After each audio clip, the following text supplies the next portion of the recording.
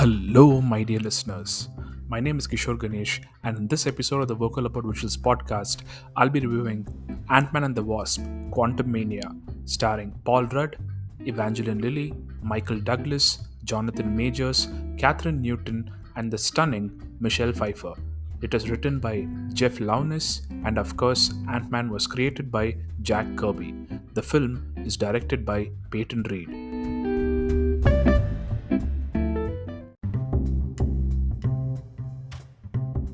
The reviews of Ant-Man and the Wasp: Quantumania are yet more proof of the fact that what critics say about films may not be your opinion or experience with the film, and that includes the opinions of this reviewer to whom you're listening right now. And why do I want to register this here? Just to reiterate the point that let's say you watch a film because something about the film gave you good feels or vibes. Just go and watch it. You may be pleasantly surprised, and of course, the vice versa also applies.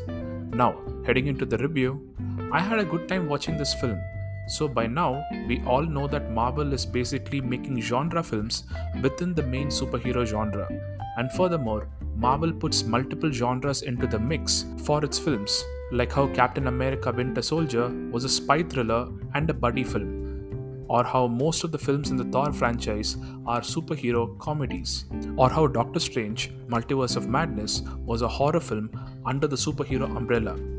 And with Ant-Man, I can say that it was a good old-fashioned family dramedy. And in the horrid state that the world is in right now, what is not to love about the escapism that is offered by Ant-Man's family and the shenanigans that they get to?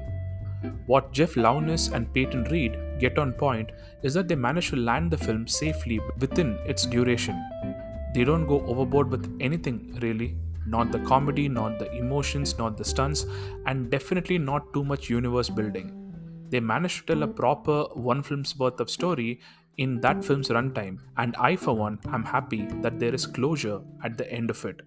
Without spoiling anything in this film, what I mean by this is, I would have been ticked off had this movie ended with that scene with just Ant-Man and the Wasp. But it doesn't. It extends further and ends bright and sunny. I think you will understand exactly what I'm going on about when you watch the film. The press bites kept saying that this is the best Ant-Man film yet. To be fair, that is not a very high bar to cross, but in reality, at least in my opinion, it is the most enjoyable Ant-Man film to date.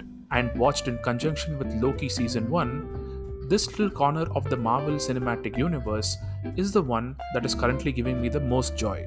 In terms of performances, Paul Rudd in front of the camera is just a very likable fellow. I mean, if you're dealing with something, let's say, a bit off-putting in your life and you need a distraction, put on a good Paul Rudd film and I'm sure your mood will improve. The next person who stole the show for me was Michele Pfeifer. I mean, what can I say that has not been said for the past, say, 35 years about Michele Pfeifer? The fact that she's stunning, beautiful, graceful, classy, talented. Basically, she's a star. And I think I might have fallen in love with her a bit.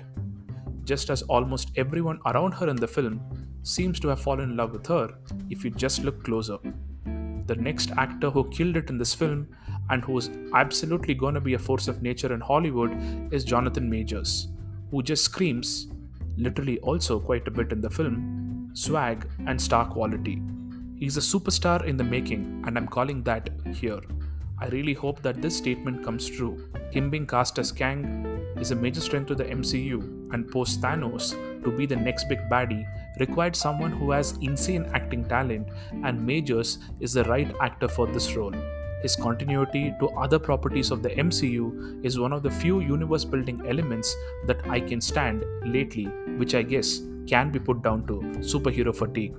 All this said and done, I would still recommend giving Quantumania a shot because it is a feel-good family dramedy with a cast full of charming actors, which offers a couple of hours of escapism into the MCU.